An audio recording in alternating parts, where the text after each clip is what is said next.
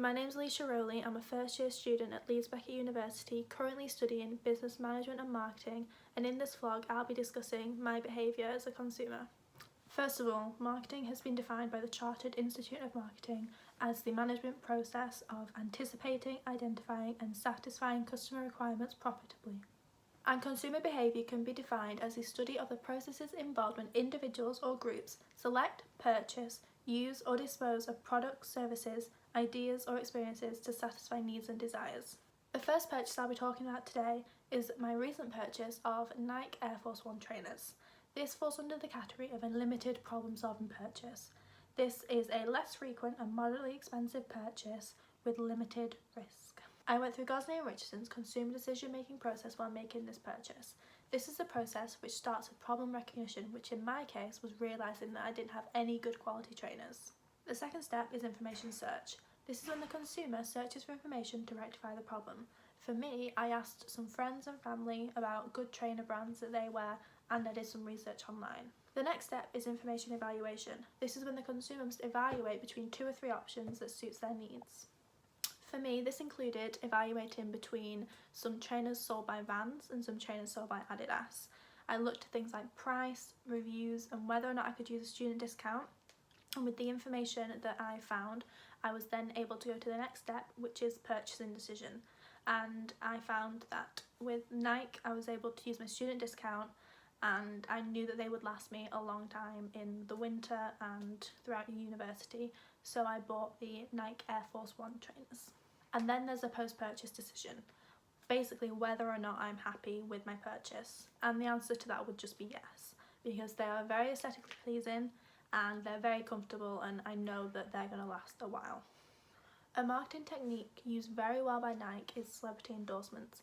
They've had lots of famous sports stars be their ambassadors, such as Michael Jordan and Cristiano Ronaldo, and they've been included in their advertisements and they've promoted Nike products on their social media.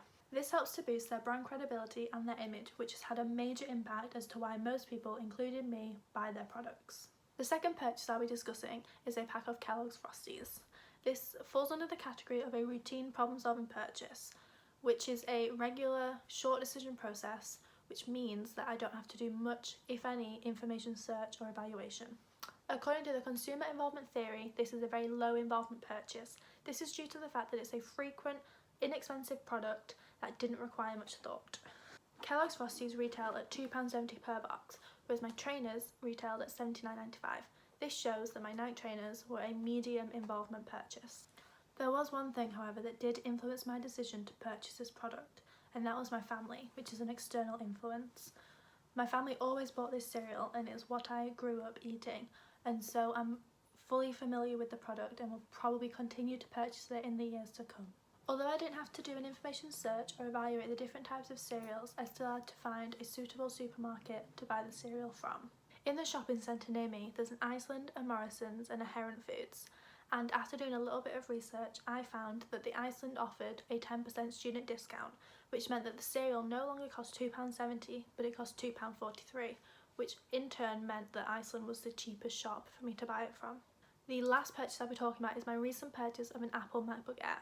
This is an extended problem-solving purchase, as it is infrequent, expensive and a long-term commitment. This links to the cognitive dissonance theory, which states that consumers tend to re-evaluate their opinions, beliefs and attitudes after they discover a negative change. The negative change for me was the amount of money that I'd spent on the MacBook, which had led me to believe that I'd made a big mistake in the purchase. However, my dissonance was soon reduced after I realised that Apple offered a 3-year warranty so that I could be sure that my laptop would make it through my university studies with me.